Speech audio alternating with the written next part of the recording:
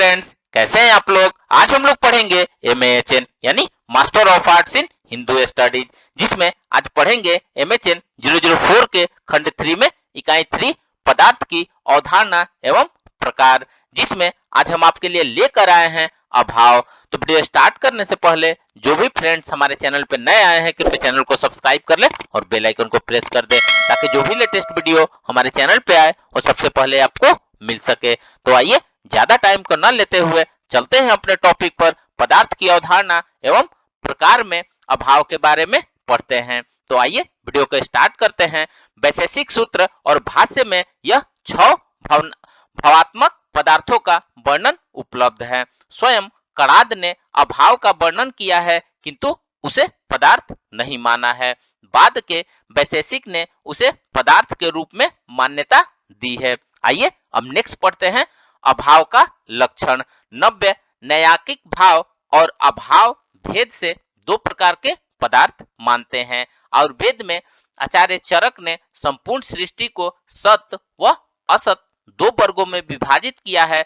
चरक संहिता के टीकाकार सत से भाव तथा असत से अभाव का ग्रहण करते हैं। अभाव के लक्षण के संबंध में कहा गया है कि भाव पदार्थों से भी जो भिन्न है या भाव से भिन्नत्व को अभाव कहा जाता है। असत ही अभाव का लक्षण है, जो वस्तु सत्ता में नहीं है या जिसकी विद्यमानता नहीं है वह अभाव है। भाव के दो भेद होते हैं, जिसमें सबसे पहले संसर्गा भाव और दूसरा अन्योन्या भाव। संसर्गा भाव के पुनः 3 भेद होते हैं: प्राग भाव, प्रध्वंस्वा भाव तथा तीसरा अत्यंता भाव। कपितः लोग प्रत्यक्ष व अतीन्द्रिय भेद से पुनः इसके 2 भेद करते हैं, अर्थात जिन वस्तुओं का प्रत्यक्ष किया जाता है परंतु वह वस्तु उपलब्ध नहीं है, तो इस अभाव को प्रत्यक्षाभाव कहा जाता है। जैसे छुट्टी के बाद कक्षा में विद्यार्थियों का।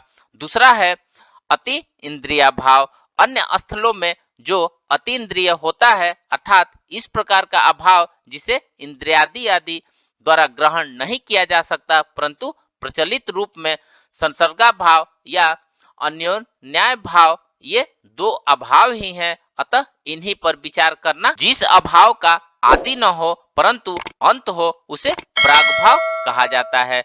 प्राग भाव का तात्पर्य प्रारंभ का अभाव होना है। आइए अब नेक्स्ट पढ़ते हैं प्रध्वंसा भाव। किसी कार्य या द्रव्य की उत्पत्ति के बाद जो उसका अभाव होता है उसे प्रध्वंसा भाव कहते हैं। यह अभाव आदि सहित अनंत होता है, अर्थात इस अभाव का प्रारंभ या आदि है, परंतु इस अभाव का अंत नहीं होता है। कार्य की उत्पत्ति के बाद इसकी वृत्ति स्व प्रतियोगी समवायी कारण में होती है। यह अविनाशी और जन्य होता है।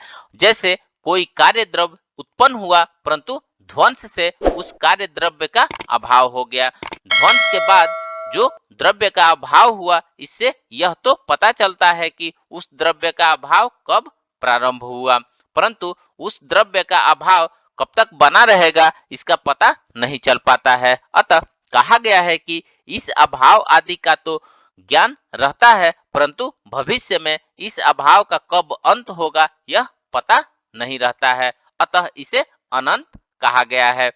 जिस अभाव में प्रतियोगिता संसर्ग से अवच्छिन्न होती है और भूत, भविष्य व वर्तमान तीनों काल में रहती है, उसे अत्यंता भाव कहा जाता है। यह अभाव अजन्य और अविनाशी होता है।